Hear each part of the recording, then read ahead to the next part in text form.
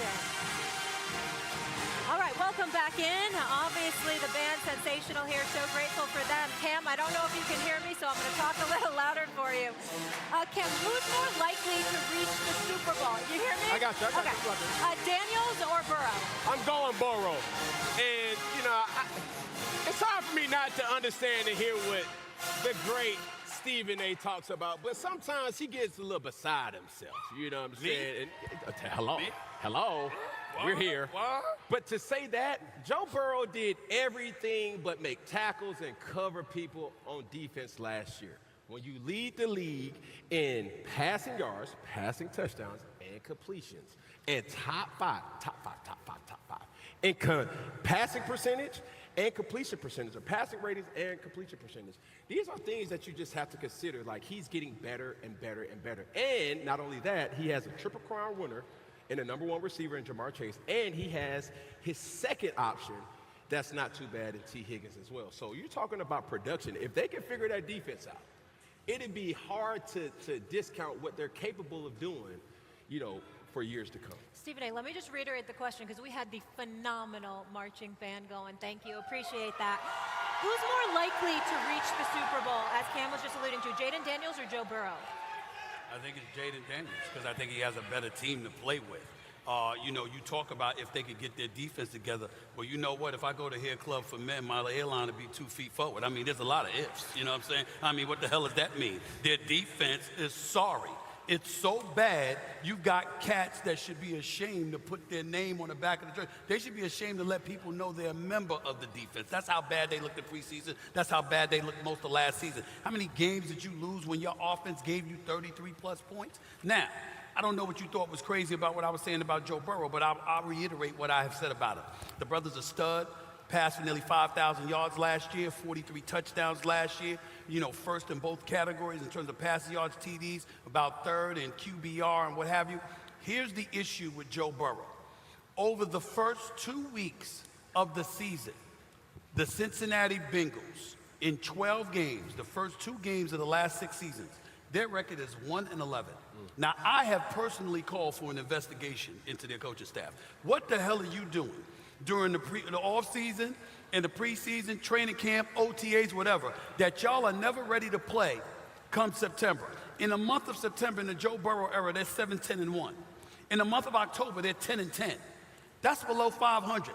So they really start balling in November, December, and what have you. What Joe Burrow has to do is make sure that they start balling at the beginning of this season. You got to show up and make sure that y'all ain't in an 0-3 hole like you were last year, or 0-2 hole like you were 3 other times in the last 5 or 6 years, okay? Because we know what the brother can do. We know how spectacular he can be with throwing the football as a quarterback for the Cincinnati Bengals. But you're the one that said Jamar Chase needed to get paid. T. Higgins needed to get paid. Trey Hendrickson needed to get paid. And the Cincinnati Bengals went out, and they paid all of them.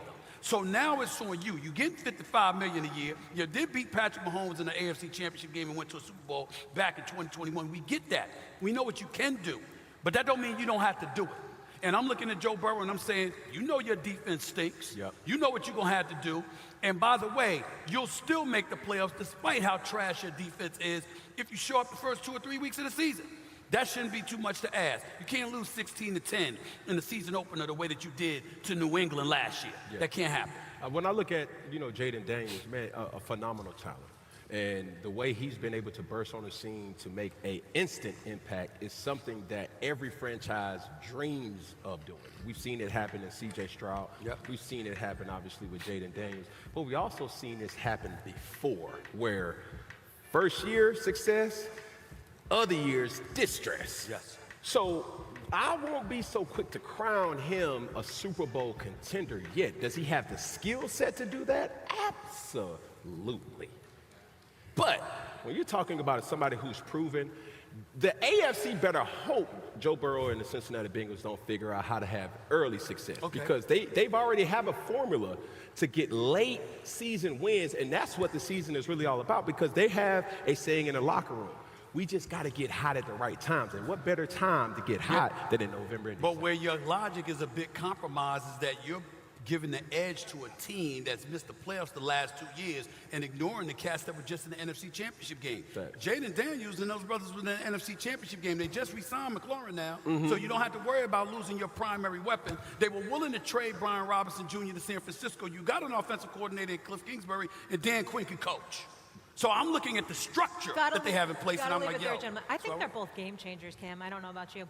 I got a quick take for you in the U.S. Open. Opponents Taylor Townsend and Yelenka Ostapenko got into a face-to-face argument yesterday, right after Townsend won their second-round match. Townsend, an American, said Ostapenko, a Latvian, told her she has, quote, no class and no education. Stephen A.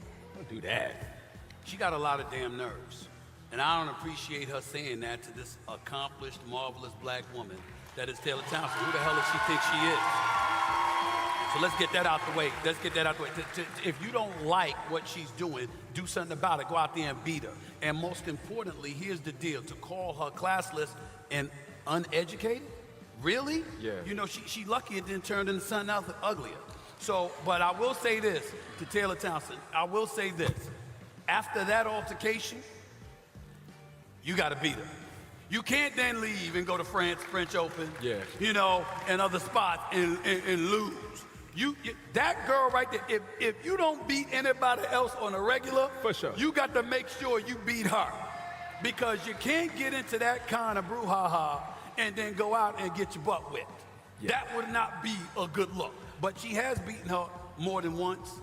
And that's why the girl was salty, because she got her butt whipped, and she's salty because she can't handle losing. Make sure she continues to not be able to handle losing. Yeah, I mean, it's given Karen energy right here. It's like, yo, like, hold on, let's relax here, because had the rabbit had the situation, then it would have been different circumstances, yes, we know right? that. I think, especially in this type of sport where it is luxury, it is class, it is these type of things, you know, you got to be very careful of the words that you use. I don't care who you are. I don't care what gender you are. I don't care what color you are.